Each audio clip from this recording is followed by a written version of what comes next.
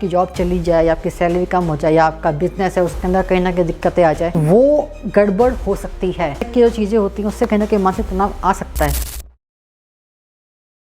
स्वागत है आप सभी लोगों का या धन की बात के एपिसोड नंबर 7 के अंदर। आज के वीडियो के अंदर हम बात करने वाले एक ऐसे मुद्दे पे जो शायद आपको लगेगा कि ये तो बहुत ही आसान है भैया, लोन लेना है नहीं लेना है कब लेना है, ये कौन होते हो बताने वाले। तो भैया 7 सालों का एक्सपीरियंस मेरे पास में है और मैं फाइनेंशियल सेक्टर के अंदर काम करता हूँ। कई बार ऐसा होता है कि आपको ना मूर्ख बना दिया जाता है, आपको लगता है कि इस लोन की आपको ज़रूरत है लेकिन वो ज़रूरत होती नहीं है। और साथ ही साथ जो नियम शर्तें होती हैं वो आप पढ़ते नहीं हो, उस वजह से कहीं ना कहीं आप गलत लोन ले लेते हो और फिर बाद में बहुत पछताना पड़ता है। ऐसा नहीं हो, इन सब चीज़ों पे आज के वीडियो के अंदर हम बात करने वाले हैं। चलिए स्टार्ट करते हैं वीडियो को। अब अगर आप ये सीरियल देखते हैं तारक मेहता का उल्टा चश्मा, तो आपको याद होगा एक एपिसोड के अंदर अपने भागा जी आते हैं, ठीक है। वो बोलते हैं सेठ जी मुझे लोन चाहिए। वो बोलते हैं क्यों, ठीक है। तो उसका जवाब देते हैं कि भैया आप तो दे दो सेठ जी और मैं आपको बता नहीं सकता, आपको मैं इतने समय के बाद में लोन का पैसा वापस दे दूंगा, ठीक। तो अगर ये जेठालाल जी सवाल ना पूछें तो क्या ये अच्छी बात है। आप ये समझिए कि आप किसी बैंक में जाएं और आप कहें कि हमें इतने का लोन चाहिए, बैंक वाला कहे ठीक है ले लो, तो क्या अच्छी बात है? मैं कहूँगा बिल्कुल भी अच्छी बात नहीं है। क्योंकि कहीं ना कहीं इससे ऐसा होगा ना, इससे एक तो लोगों को लोन लेने की आदत पड़ जाएगी। दूसरा, इस तरह के जो लोन होते हैं इनको बोलते हैं पर्सनल लोन, ठीक है, जहाँ पे कहीं ना कहीं आपसे कारण पूछा नहीं जाता है, ठीक है, आपको लोन दे दिया जाता है। आजकल आपने देखे होंगे कई ऐप्स आती हैं कि भैया 5 मिनट के अंदर लोन ले लो, ठीक है, 5 मिनट के अंदर 5 लाख आपके अकाउंट में। लेकिन उसके बाद में जो आपका प्रताड़ना झेलनी पड़ती है अगर वो लोन आप नहीं चुका पाते हैं, उसकी EMI नहीं भर पाते हैं, तो भैया वो बहुत ही दिक्कत देने वाला होता है। इसलिए कोशिश करना कि पर्सनल लोन आपको लेना ना पड़े। लोन अगर लेना भी है तो कौन सा लेना है, कैसे लेना है, कब लेना चाहिए, कब नहीं लेना चाहिए, आज की वीडियो के अंदर हम बात करने वाले हैं। सबसे पहले हम बात करते हैं कि भैया मैंने आपको बताया कि मुझे एक्सपीरियंस है, साथ ही साथ 2 किताबें हैं, 2 आर्टिकल्स हैं, इनसे सीख के हम आपको बताने वाले हैं आज के इस वीडियो के अंदर, ठीक है। अब देखिए, सबसे पहले हम जान लेते हैं कि भैया जो लोन होता है वो कितने तरह का होता है। पहला होता है आपका पर्सनल लोन, ठीक है, जो आपको आपकी निजी ज़रूरतों को पूरा करने के लिए चाहिए होता है, उनको बोलते हैं क्या, पर्सनल लोन, ठीक है। तो सेकंड तरह का लोन होता है वो होता है आपका क्या, होम लोन, ठीक है। अब भैया होम लोन जो होता है सब जानते हैं, मकान खरीदने के लिए जो लोन चाहिए होता है, मकान खरीदने के लिए या फिर प्लॉट खरीदने के लिए, उसको बोलते हैं क्या, होम लोन। तीसरा होता है एजुकेशनल लोन, जो भी आपकी हायर स्टडीज़ होती हैं, लाइक BTech हो गया, MTech हो गया, MS हो गया, उसके लिए जो लोन होता है उसको बोलते हैं क्या, एजुकेशनल लोन।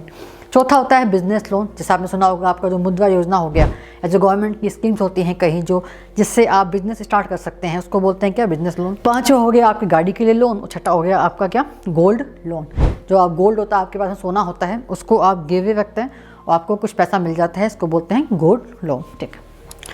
अब भारतीय इतिहास की अगर हम बात करें तो क्या ये लोन की जो प्रथा है वो क्या नई है? ऐसा नहीं है, बहुत ही सालों से, इवन एंशिएंट टाइम से भी लोन की प्रथा चलती आ रही है, ठीक है। उनके नाम अलग थे, आज के टाइम पे देने वाले कौन है, बैंक, पहले थे साहूकार, उससे पहले जो अपने राजा महाराजा होते थे उनके मुनीम होते थे।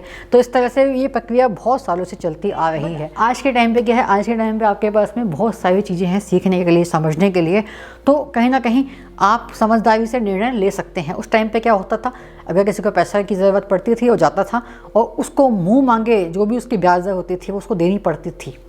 ऐसा आज के समय पर नहीं है। आप चाहें तो समझदारी से काम लेके अपने ब्याज को बहुत कम कर सकते हैं और वही हम आज आपको सिखाने वाले हैं, ठीक है। कब लोन लेना चाहिए, अगर आपने गलत समय पे लोन लिया तो कहीं ना कहीं आपकी स्थिति भी कुछ ना कुछ ऐसी हो जाएगी जैसी इनकी स्थिति है, ठीक है।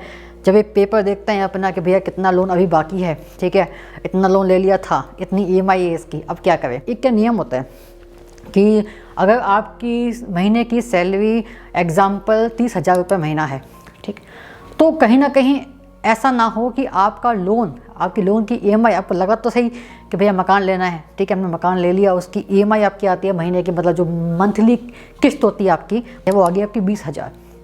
आपको लगेगा कि आप चुका दोगे, लेकिन आप ये नहीं सोचोगे कि उसके बाद में आपके पास में सिर्फ बचे हैं 10,000, ठीक है, और उससे आपको अपना घर चलाना है। क्या ये संभव है? आज के समय पे संभव बिल्कुल भी नहीं है, ठीक है। अगर आप अकेले रहते हैं तब शायद संभव हो जाए, वो भी छोटे शहरों के अंदर, पर बड़े शहर में अगर अकेले रहते हैं या फिर आपकी अगर खुद की फैमिली है, खुद का परिवार है, बच्चे हैं, तो ये संभव नहीं है। तो नियम ये होता है कि जो आपका मासिक इनकम है, जो आपकी मासिक सैलरी बोल लो या बिजनेस से आप जो भी कमाते हो वो हो गया, उसका 30%, अगर 30,000 है, 30,000 का 30% हो गया आपका कितना, 9,000। उससे अधिक आपकी महीने की किस्त नहीं होनी चाहिए लोन की, ठीक है। ये एक नियम होता है। अब आपको अभी ये काम करना है कि पहले देखना कि आप महीने का कितना कमाते हैं, और मुझे अभी के अभी बताना है कमेंट सेक्शन के अंदर कि आपका 30% कितना होता है, ठीक है। उतनी आप लोन की किस्त लें तो बेहतर रहता है, उससे अधिक नहीं लेना चाहिए। साथ ही साथ लोन कब लेना चाहिए, देखिए क्या होता है ना कि आपको लगता है कई बार कि इस चीज़ की आपको ज़रूरत है, अगर आपने लोन नहीं लिया तो आप ये चीज़ नहीं कर पाएंगे, ठीक है। कई बार ऐसा होता है कि आपको लगता है कि ये वाला जो फ्लैट है सस्ता मिल रहा है, इसको हम खरीद लेते हैं, ठीक है। तो आपने लोन ले लिया, आपने ये नहीं देखा कि उसकी ब्याज दर कितनी है, ठीक है, उसके अंदर नियम और शर्तें क्या हैं, और लोन की EMI कितनी बनने वाली है, ये चीज़ें आप देखते नहीं हैं। आपने डिसीजन ले लिया कि हमको ख़रीदना है, और आपने ले लिया। उसके बाद में फ्यूचर में आपकी जॉब चली जाए, या आपकी सैलरी कम हो जाए, या आपका बिजनेस है उसके अंदर कहीं ना कहीं दिक्कतें आ जाए, तो उन चीज़ों का हिसाब आप लगाते ही नहीं हैं, ठीक है। तो सबसे पहले आपको इन चीज़ों का हिसाब लगाना है कि इन आपके पास में कितनी अभी पूंजी पड़ी है, उसके साथ साथ आप कितना हर महीने कमा सकते हैं। जितने साल का लोन है, अगर 20 साल का लोन है तो 20 साल तक आप कितना कमा पाएंगे, ठीक है। अगर नहीं कमा पाएंगे तो लोन मत लेना, अगर लगता है कि कमा लेंगे तो आप लोन ले सकते हैं। तो इस तरह से आपको खुद की जो संपत्ति है उसको हम बोलते हैं, आपका मतलब फाइनेंशियल असेट कितने हैं वो आपको देखने होते हैं, और कितने बढ़ सकते हैं समय के साथ साथ, कितनी सैलरी आपकी बढ़ने वाली है, कितना बिजनेस में आपको लगता है कि आप मुनाफा कमा पाएंगे आने वाले समय में। सब चीज़ों को देखने के बाद भी आपको लोन लेने का निर्णय लेना चाहिए। अब दूसरा मुद्दा आता है कि लोन कब नहीं लेना चाहिए, तो इसके लिए भी एक थंब रूल है। जब भी आपको ऐसा लगे कि आपको लोन आसानी से मिल रहा है, कि भैया 5 मिनट के अंदर लोन ले लीजिए, ठीक है, या फिर आप जाते हैं किसी बैंक में और बोलते हैं कि हमको इस चीज़ के लिए लोन चाहिए, आपको अगर आसानी से लोन मिल रहा है तो कहीं ना कहीं आपको समझना चाहिए कि वो गड़बड़ हो सकती है, ठीक है। जो चीज़ इतनी आसानी से हो जाए ना, उसमें कुछ ना कुछ तो झोल है। जो भी आसानी से लोन मिलते हैं उनको नहीं लेना होता है। और एक या बहुत ही चर्चित कहावत है कि भैया बैंक लोन उनको देती है जिनको शायद उसकी इतनी ज़रूरत थी ही नहीं, ठीक है। और जिनको असली में ज़रूरत होती है ना, जो परेशान होते हैं, उनको कहीं ना कहीं लोन मिलना मुश्किल हो जाता है, क्योंकि उनके पास में शायद देने को इतना कुछ होता नहीं है, ठीक है। तो ये दिक्कत है। कभी भी कोई चीज़ आपके पास में आगे से चल के अगर आए कि आपको लगे कि भैया ये स्कीम आई अच्छी, इस बैंक की अच्छी स्कीम है, आगे से चल के अगर आती है ना, तो कहीं ना कहीं सोचना उस पर, कोई भी ऐप हो कुछ भी हो, सोचना उस पर, उसके बाद में ही डिसीजन लेना। लोन के कुछ फ़ायदे होते हैं तो कुछ नुकसान भी होते हैं।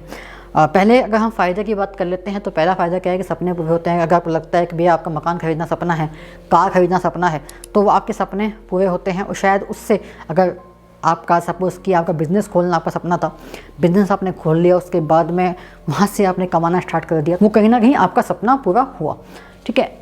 दूसरी चीज़ बात करें कि आपातकाल के अंदर मदद की। कई बार ऐसा होता है कि आपके या बच्चे को या आपको या पढ़ाई करने के लिए बाहर जाना है और आपके घर में पैसे नहीं हैं, तो कहीं ना कहीं वहाँ पे बैंक का जो लोन होता है वो बहुत ही कारगर साबित हो सकता है, क्योंकि उसको लेके आप अपनी पढ़ाई को, अपने बच्चे की पढ़ाई को चालू रख सकते हैं। तीसरा आता है क्रेडिट स्कोर सुधार। हालांकि ये एक विरोधाभास है कि कहीं ना कहीं अगर आपने लोन को समय से नहीं चुकाया, या आपने अगर एक EMI भी मिस कर दी, तो जो आपका क्रेडिट स्कोर होता है वो आपका ख़राब हो सकता है, ठीक है, वो नीचे आ सकता है। तो लोन अगर आप अच्छे से चुकाएंगे, समय पर चुकाएंगे, तो आपका जो स्कोर होता है, क्रेडिट स्कोर, वो अच्छा होता है, वो अच्छा हो जाता है, बढ़ जाता है, ठीक है। नुकसान की बात कर लेते हैं तो भैया ब्याज का बोझ, कि अगर कोई भी आप लोन लेते हैं तो किसी भी तरह का लोन हो, उसमें कुछ ना कुछ आपको ब्याज देना पड़ता है। वो डिपेंड करता है कि किस लोन में कितना ब्याज है। तो जैसे जो आपके होम लोन है, कार लोन है, उसमें थोड़ा सा ब्याज कम होता है, बट जो आपका पर्सनल लोन हो गया वहाँ पे ब्याज ज़्यादा होता है। तो कहीं ना कहीं ब्याज का जो एक बोझ है वो आपको झेलना पड़ जाता है जब भी आप लोन लेते हैं। तो दूसरा जो एक नुकसान कह सकते हैं कि डिफ़ॉल्ट का खतरा रहता है, कि अगर कई महीने में ऐसा होता है कि आपने पैसा ख़त्म कर दिया, आपके अकाउंट के अंदर पैसा नहीं है। अब जो आपका ऑटो डेबिट होता है, ऑटो डेबिट का मतलब क्या होता है कि एक तिथि के ऊपर आपकी EMI आपके अकाउंट से कटती है।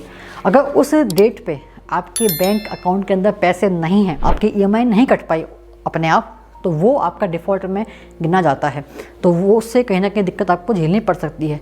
तीसरा होता है मानसिक तनाव। मानसिक तनाव क्यों होता है कि आपको लगा रहता है कि यार ये लोन मेरे ऊपर है, मुझे इसको चुकाना है, ठीक है, इतने का मकान था बट इतना लोन हो गया, इसका ब्याज इतना हो गया। इस तरह की जो चीज़ें होती हैं उससे कहीं ना कहीं मानसिक तनाव आ सकता है, बट हम कहेंगे कि नहीं आना चाहिए। अगर आपने सोच समझ के लोन लिया है तो आपके मानसिक तनाव नहीं आना चाहिए। अगर ऐसे ले लिया है तो कहीं ना कहीं आपको सोचना चाहिए कि इस लोन को आप कैसे चुकाएं जल्दी। यहाँ से निष्कर्ष निकलता है कि पहले तो आपको देखना है कि आपकी जो मासिक पूंजी है वो आप कितना कमाते हैं, उसके बाद में आपके पास में कितनी पूंजी पड़ी है, उसके साथ ही साथ जो आपका फ्यूचर है, आपका भविष्य में आप कितना कितना कमाने वाले हैं, और साथ ही साथ आज के समय पे आपको असली में किन चीज़ों की ज़रूरत है, उन चीज़ों को ज़रूरत को देखते हुए अगर आपकी जो पूंजी है उससे आप खरीद सकते हैं तो अच्छी बात है, नहीं खरीद सकते हैं तो कहीं ना कहीं आपको लोन लेने की ज़रूरत पड़ेगी।